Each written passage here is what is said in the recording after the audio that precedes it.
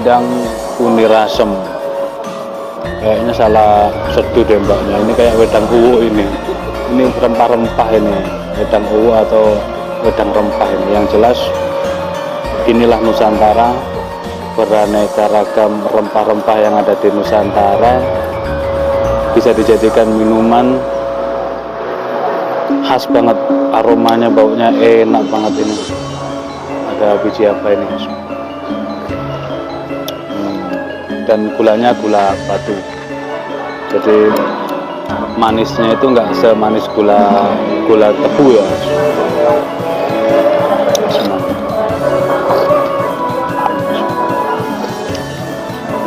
Rempah-rempahnya ini yang bikin greget. Bismillahirrahmanirrahim. Halo, assalamualaikum warahmatullahi wabarakatuh. Alhamdulillah sahabat-sahabat GSN dimanapun Anda sedang berbahagia.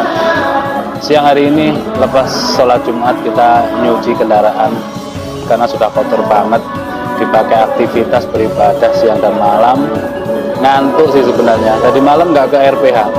Dan untuk yang kepingin lihat sembelihan GSN bisa kunjungi Instagram kami di Golsem Nusantara. Di sini ada, sudah kita tulis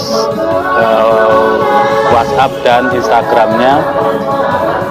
Nanti kita posting sembelihan-sembelihan di sana yang tarikannya atau dorong tarikannya itu hitungan cuman 3 detik.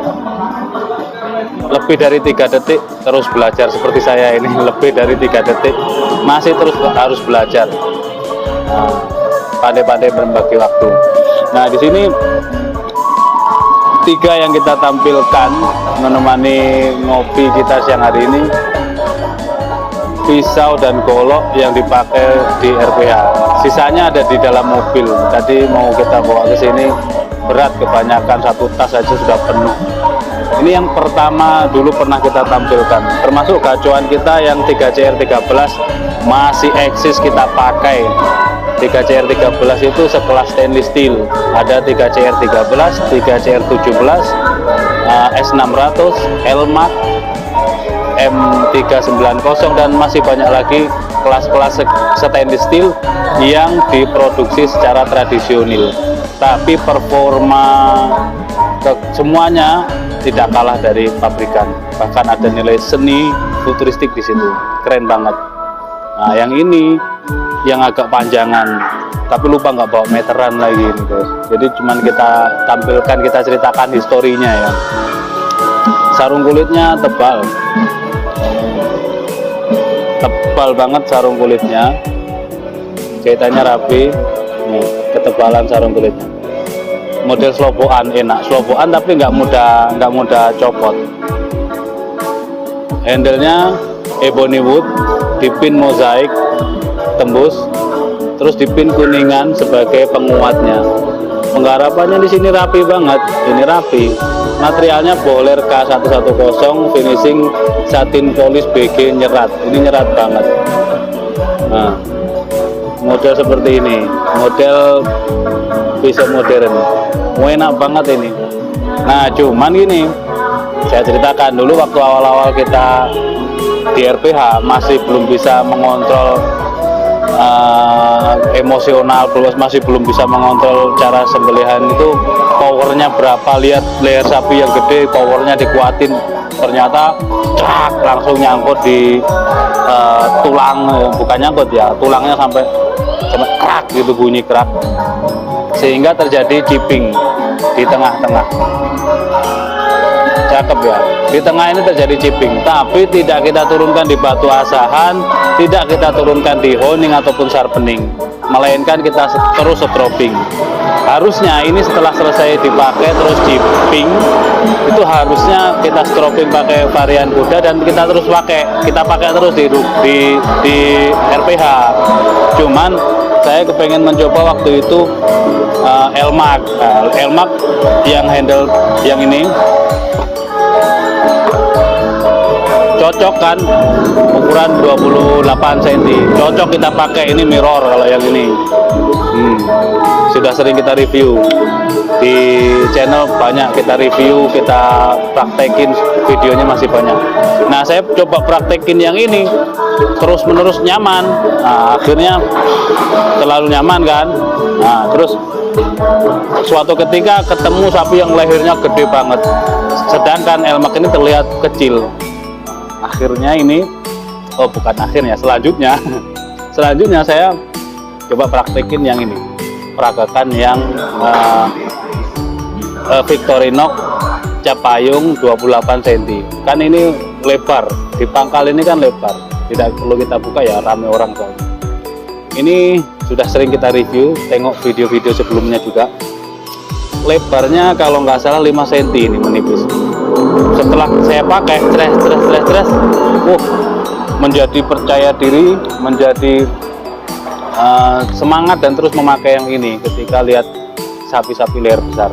Padahal ini belum pernah kita asah, cuman kita stropping, tapi alhamdulillah bisa selis-lisu tanpa honing. Pernah teman mau nyoba di honing oleh Pak Mudin, dilarang, jangan nggak usah, biarkan keorisinilannya terjaga, tidak diturunkan di batu asahan, juga di honing maupun sharpening.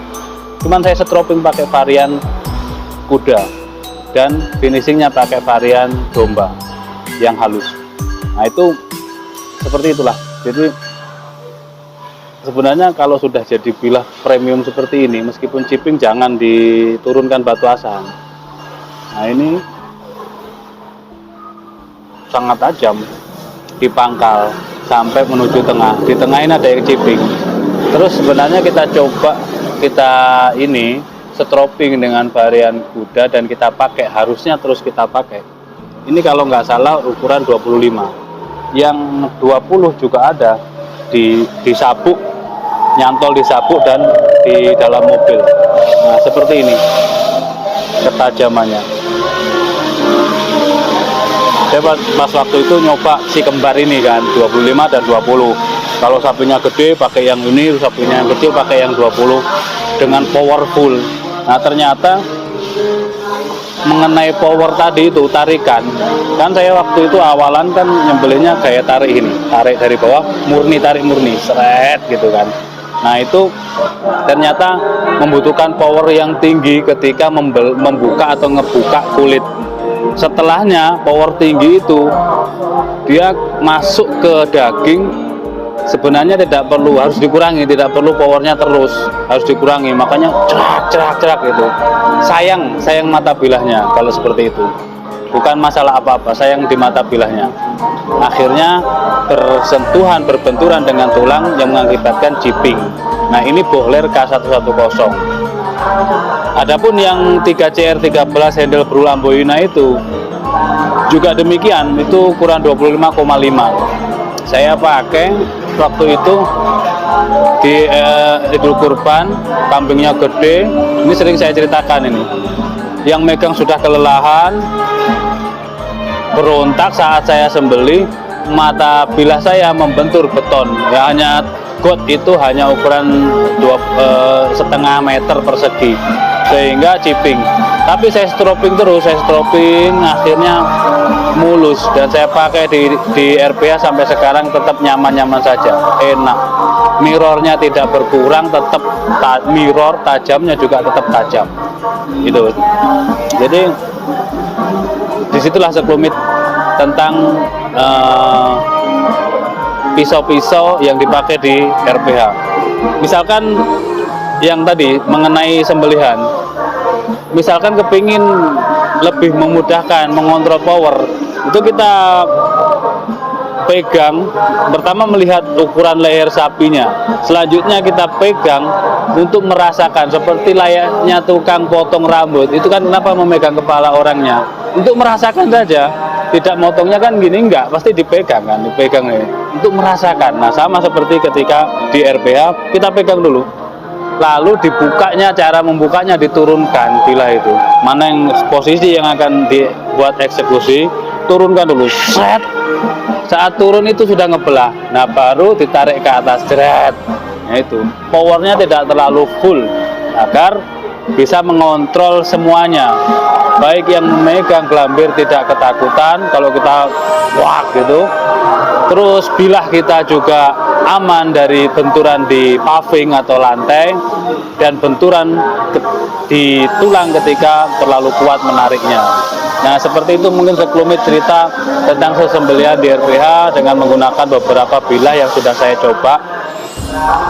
Di RPH sendiri, di RPH Perumda Tunas ini hanya saya satu-satunya yang memakai golok sembelih.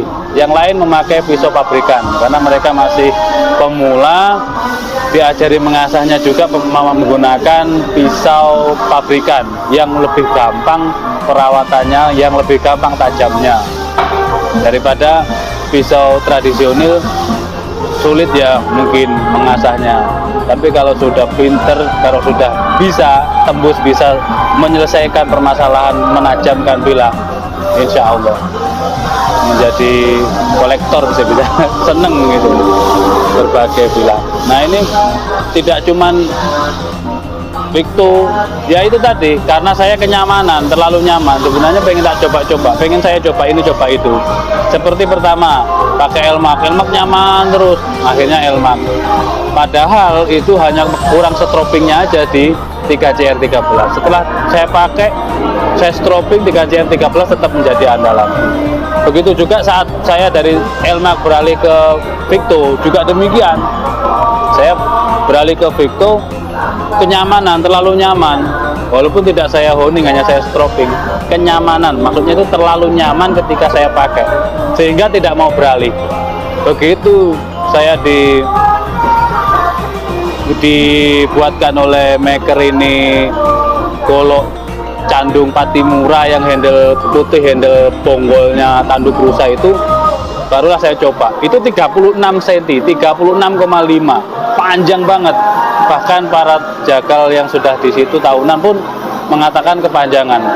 Bismillah saya coba, alhamdulillah malah mudah sekali. Begitu diturunkan seret, itu sudah turunan sedikit saja, setengah meter, oh ya seginilah pokoknya, set, itu sudah ngebuka bawah itu. Baru kita tarik ke atas, seret, ambiar sudah sempurna, alhamdulillah terpotong keempat uratnya. Nah itu. Nanti kalau sudah nyaman gitu nggak mau pindah, kadang-kadang gitu, makanya saya coba-coba gitu. Oke, mungkin sekelumit tentang sesembelihan dan juga kegiatan di RPH mengenai bilah, mengenai sesembelihan. Mudah-mudahan tayangan ini dapat bermanfaat. Mungkin tidak ada narasi, tidak ada teks yang saya baca sehingga seagak sedikit ngelantur-ngelantur. Di samping itu juga saya juga ngantuk ini. Ada kurang dan lebihnya mohon maaf. Ada pertanyaan jangan lupa tinggalkan di kolom komentar, like dan komen, kami tunggu subscribe-nya. Akhiran wassalamualaikum warahmatullahi wabarakatuh.